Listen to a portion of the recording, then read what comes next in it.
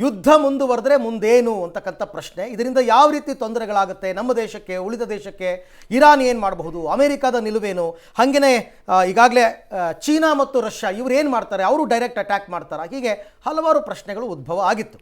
ನಮ್ಮೆಲ್ಲರ ಆತಂಕ ಇರತಕ್ಕಂಥದ್ದು ಮೂರನೇ ಮಹಾಯುದ್ಧ ಫಿಕ್ಸಾ ಅಲ್ವಾ ಅಂತಕ್ಕಂಥದ್ದು.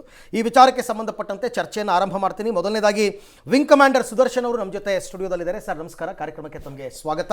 ಹಾಗೆಯೇ ನಿವೃತ್ತ ಸೇನಾಧಿಕಾರಿಯಾಗಿರ್ತಕ್ಕಂಥ ಮೋಹನ್ ಚಿತಲೆ ಅವರಿದ್ದಾರೆ. ಸರ್ ನಮಸ್ಕಾರ, ಕಾರ್ಯಕ್ರಮಕ್ಕೆ ತಮಗೆ ಸ್ವಾಗತ. ನನ್ನ ವಾಯ್ಸ್ ಕೇಳಿಸ್ತಾ ಇದೆ ಅನ್ಕೋತೀನಿ. ಕೇಳಿಸ್ತದೆ. ಎಸ್. ಹಾಗೆಯೇ ಕಾಂಗ್ರೆಸ್ ಮುಖಂಡರು ಇವರು ಬಿಪ್ಯಾಕ್ ಸದಸ್ಯರಾಗಿ ಇದಕ್ಕೆ ಇಸ್ರೇಲ್ಗೆ ಹೋಗಿದ್ರು. ನಟರಾಜ್ ಗೌಡ್ರು ನಮ್ಮ ಜೊತೆ ಸಾಕಷ್ಟು ಡಿಬೇಟ್ಗಳಲ್ಲಿ ಕೂತಿದ್ದಾರೆ. ಆದರೆ ಇವತ್ತು ನಮ್ಮ ಟಾಪಿಕ್ ಬೇರೆ ಇದೆ. ಅವ್ರನ್ನ ಕಾಂಗ್ರೆಸ್ ವಕ್ತಾರರು ಅಂತ ಅನ್ನೋದಕ್ಕಿಂತ ಹೆಚ್ಚಾಗಿ ಬಿಪ್ಯಾಕ್ ಸದಸ್ಯರಾಗಿ ಅವರು ಅಲ್ಲಿ ಹೋಗಿ ಬಂದವರು, ಬಂಕರ್ನಲ್ಲಿ ಇದ್ರು, ಸ್ವತಃ ಯುದ್ಧ ನೋಡಿ ಬಂದಿದ್ದಾರೆ. ಅವರು ಕೂಡ ನಮ್ಮ ಜೊತೆ ಜಾಯ್ನ್ ಆಗಿದ್ದಾರೆ. ನಮಸ್ಕಾರ ನಟರಾಜ್ ಗೌಡ್ರೆ, ಅರವಿಂದ್ ಮಾತಾಡ್ತಾ ಇದ್ದೀನಿ. ನಮಸ್ತೆ ಅರವಿಂದ್. ಓಕೆ, ನಿಮ್ಮೆಲ್ಲರ ಜೊತೆನಲ್ಲೂ ಮಾತನಾಡ್ತೀನಿ. ಮೊದಲಿಗೆ ನಾನು ಸುದರ್ಶನ್ ಸರಿಂದನೇ ಶುರು ಮಾಡಿಬಿಡ್ತೀನಿ. ಸರ್, ತಾವು ಕೂಡ ಬಹಳ ಅತ್ಯಂತ ಜಾಗರೂಕರಾಗಿ ಸೂಕ್ಷ್ಮವಾಗಿ ಈ ಪ್ರಕರಣವನ್ನು ಗಮನಿಸ್ತಾ ಇದ್ದೀರಾ. ಯಾವ ಕಾರಣಕ್ಕೆ ಯುದ್ಧ ಶುರುವಾಯಿತು, ಅದಾದ ನಂತರ ಇರಾನ್ ಇಸ್ರೇಲ್ ನಡುವೆ ಯಾವ ರೀತಿ ಯುದ್ಧ ಸಾಗ್ತು, ಅಮೆರಿಕದವ್ರು ಯಾವ ರೀತಿ ವಾರ್ನಿಂಗ್ ಕೊಡ್ತಾ ಬಂದರು, ಯಾವಾಗ ಅವರು ಅಧಿಕೃತವಾಗಿ ಯುದ್ಧಕ್ಕೆ ಎಂಟ್ರಿ ಆದರು, ಈಗ ಚೀನಾ ಮತ್ತು ರಷ್ಯಾ ಕೂಡ ಅಮೆರಿಕ ದಾಳಿಯನ್ನು ವಿರೋಧ ಮಾಡಿ ಈ ಹಂತಕ್ಕೆ ಬಂದಿದೆ. ಇರಾನ್ನವರು ಎಲ್ಲೂ ಕೂಡ ಬಗ್ಗೋ ರೀತಿಯಲ್ಲಿ ಕಂಡು ಬರ್ತಾ ಇಲ್ಲ. ಫಸ್ಟ್ ತಮ್ಮ ಒಪಿನಿಯನ್ ಏನಾಗಬಹುದು ಮುಂದೆ ಅಂತ? ಈಗ ನೋಡಿ, ಚೀನಾ ಮತ್ತು ರಷ್ಯಾದ ಪ್ರತಿಕ್ರಿಯೆ ನಿರೀಕ್ಷಿತವಂತೆ. ಅದೇನಂತ ಅದರಲ್ಲೇನು ಸೋಜಿಗೆ ಪಡುವ ವಿಷಯ ಅಲ್ಲ.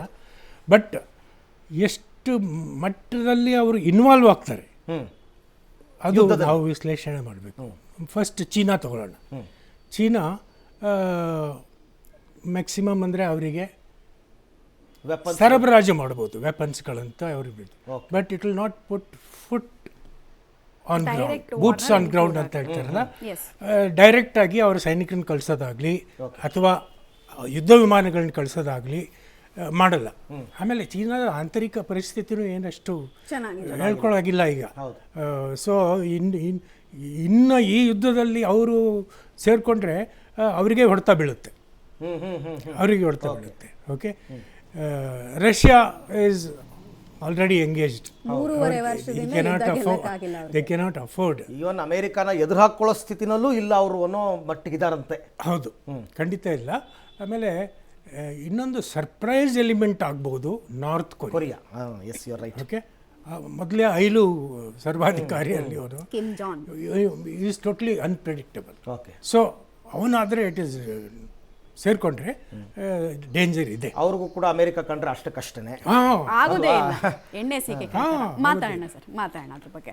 ಸೊ ಮೋಹನ್ ಚಿತಲೆ ಸರ್, ನಿನ್ನೆಯಿಂದ ಒಂದು ವಿಚಾರ ಓಡಾಡ್ತಿರೋದು ಎಲ್ಲ ಕಡೆನೂ, ಇರಾನ್ಗೆ ಅಣ್ವಸ್ತ್ರಗಳನ್ನ ಪೂರೈಕೆ ಮಾಡೋದಕ್ಕೆ ಬೇರೆ ದೇಶಗಳು ಮುಂದಾಗ್ತಾ ಇದ್ದಾವೆ ಅನ್ನೋ ಸುದ್ದಿ ನಿನ್ನೆಯಿಂದ ಭಾಳ ಓಡಾಡ್ತಾ ಇದೆ. ಬಟ್ ನಂಗೆ ಪ್ರಶ್ನೆ ಇರೋದು, ಬಾಯಲ್ಲಿ ಹೇಳೋದಕ್ಕೂ ಹಂಗೆ ನಿಜವಾಗ್ಲೂ ಮಾಡೋದಕ್ಕೂ ಭಾಳ ವ್ಯತ್ಯಾಸ ಇದೆ. ಇಲ್ಲಿ ತನಕದ ಇತಿಹಾಸದಲ್ಲಿ ನಾವು ಓದ್ಕೊಂಡಿರೋ ಹಾಗೆ ಯಾವುದೇ ಒಂದು ದೇಶದ ಯುದ್ಧದಲ್ಲಿ ಇನ್ನೊಂದು ದೇಶ ಬಂದು ನ್ಯೂಕ್ಲಿಯರ್ ವೆಪನನ್ನು ಕೊಟ್ಟಂತಹ ಇತಿಹಾಸ ನಮ್ಮಲ್ಲಿ ಇಲ್ಲವೇ ಇಲ್ಲ. ಸೊ ಇಲ್ಲಿ ಏನಾಗಬಹುದು, ಇದು ಕೇವಲ ಮಾತಿಗೆ ಮಾತ್ರ ಸೀಮಿತ ಆಗಿರುತ್ತಾ?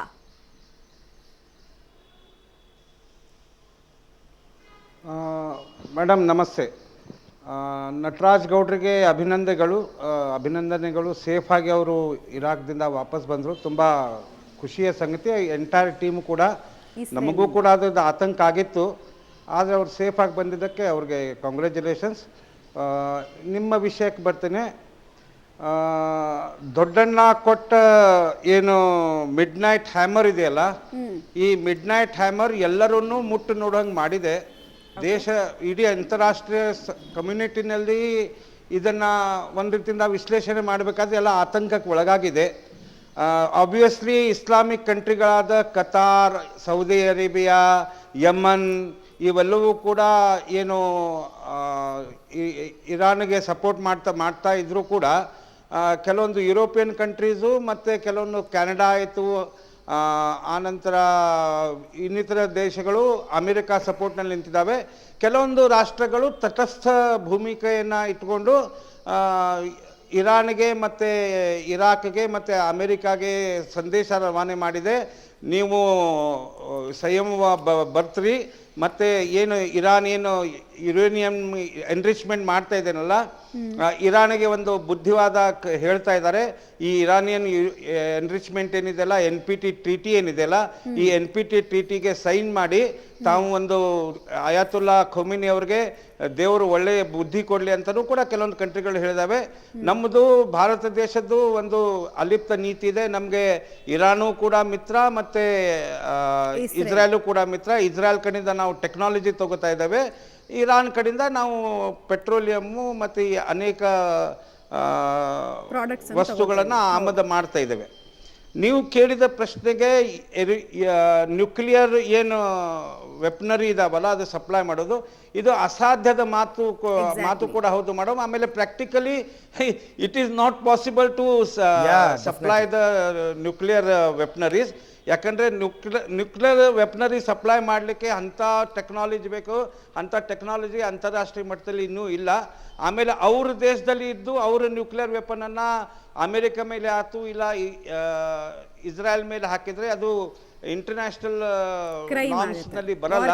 ಹಿಂಗಾಗಿ ನನಗೆ ಅನಿಸ್ತಾ ಇಲ್ಲ Mamata madam, this will happen. Right, okay sir. ಹಾಗೆ ಸಂಪರ್ಕದಲ್ಲಿರಿ. ನಟರಾಜ್ ಗೌಡ್ರೆ, ನೀವು ಹೋದಂತಹ ಅಧ್ಯಯನನೇ ಬೇರೆ, ಇಸ್ರೇಲ್ಗೆ ಹೋಗಿದ್ದು. ಆಮೇಲೆ ನಿಮಗೆ ಒಂಥರ ಲೈಫ್ ಟೈಮ್ನಲ್ಲಿ ಎಕ್ಸ್ಪೀರಿಯನ್ಸ್, ಅದು ಯುದ್ಧದ ಭೂಮಿಯಲ್ಲಿ ನಿಂತು ಯುದ್ಧವನ್ನು ನೋಡಿ ಬಂದಂಥವ್ರು. ಇಸ್ರೇಲ್ ಬಗ್ಗೆ ಎಲ್ಲರೂ ಕೂಡ ಹಾಡಿ ಹೊಗಳ್ತಾರೆ. ಸುತ್ತಲೂ ಶತ್ರು ರಾಷ್ಟ್ರಗಳನ್ನು ಇಟ್ಕೊಂಡಿರ್ತಕ್ಕಂಥ ದೇಶ ಹೇಗೆ ತನ್ನನ್ನು ತಾನು ಅಸ್ತಿತ್ವವನ್ನು ಕಾಪಾಡಿಕೊಂಡಿದೆ ಅಂತ. ಅಲ್ಲಿ ಹೋಗಿ ನೋಡಿದಾಗ ತಮ್ಮ ಗಮನಕ್ಕೆ ಬಂದ ಅನುಭವಗಳು ಏನು ಅಂತ ನಟರಾಜ್ ಗೌಡ್ರೆ? ಇಲ್ಲ ನೋಡಿ, ಈಗ ಇಸ್ರೇಲು ವೈಜ್ಞಾನಿಕವಾಗಿ ಟೆಕ್ನಾಲಜಿನಲ್ಲಿ, ಇನ್ನೋವೇಷನಲ್ಲಿ, ಸ್ಟಾರ್ಟಪ್ಪಲ್ಲಿ ಭಾಳ ಮುಂದುವರೆದಿದ್ದಾರೆ, ಅದು ನಿಜ. ಆದರೆ ಅವರು ಸಂಪೂರ್ಣ ತಮ್ಮನ್ನು ತಾವು ಅಮೇರಿಕ ಜೊತೆಗೆ ಅಲೈನ್ ಮಾಡ್ಕೊಂಡಿರೋದು ಮೇಲ್ನೋಟಕ್ಕೆ ಕಂಡು ಬರುತ್ತೆ. ಯಾಕಂದರೆ ಅಲ್ಲಿ ಇಸ್ರೇಲಲ್ಲಿ ಇಂಡಿಯನ್ಸ್ ಕೆಲವು ವೈಟ್ ಕಾಲರ್ ಮತ್ತು ಬ್ಲೂ ಕಾಲರ್ ಲೇಬರ್ಸ್ ವರ್ಕರ್ಸ್ ಬಿಟ್ಟರೆ ಅಮೇರಿಕನ್ಸು ಸ್ವಲ್ಪ ಜಾಸ್ತಿ ಜನ ಕಾಣ್ತಾರೆ, ವಿಸಿಟರ್ಸ್ ಜಾಸ್ತಿ ಜನ ಕಾಣ್ತಾರೆ.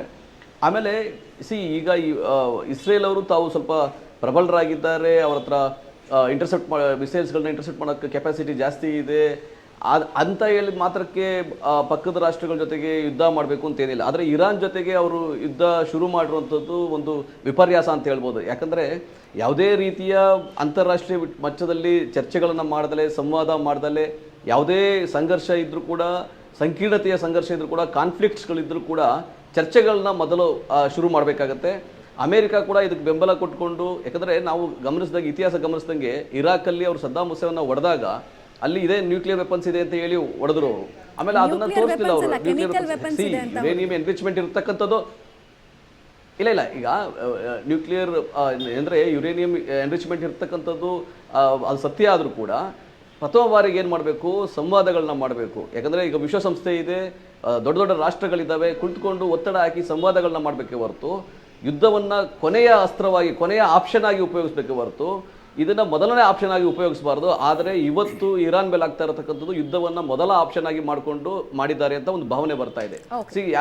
ನಾವು ಕರೆಕ್ಟ್, ನಾವು ಅಲಿಪ್ತ ನೀತಿಯಲ್ಲಿ ಇದ್ದೀವಿ. ನಮಗೆ ಪ್ಯಾಲೆಸ್ಟೈನ್ ಮತ್ತೆ ಇಸ್ರೇಲು ಒಂದೇನೆ, ಮತ್ತೆ ಈಗ ಇಸ್ರೇಲು ಮತ್ತೆ ಇರಾನು ಒಂದೇನೆ. ನಾವು ಎರಡು ಕಡೆನೂ ನಾನ್ ಅಲೈನ್ಮೆಂಟ್ ಅಲ್ಲೇ ನಾವು ಎರಡು ದೇಶಗಳನ್ನು ನೋಡ್ತೀವಿ. ಆದರೆ ನಮ್ಮ ಇಡೀ ಭಾರತದ ಯಾವಾಗಲೂ ಏನಾಗಿರ್ತದೆ ಅಂದ್ರೆ ಮೊದಲು ಶಾಂತಿಯ ಮಾತುಕತೆ ಮಾಡಿ, ಮೊದಲು ಕೂತ್ಕೊಂಡು ಚರ್ಚೆ ಮಾಡಿ, ಈವನ್ ಅಂತಾರಾಷ್ಟ್ರೀಯ ಮಟ್ಟದಲ್ಲಿ ಒತ್ತಡ ಹಾಕೋದು ಬೇಡ.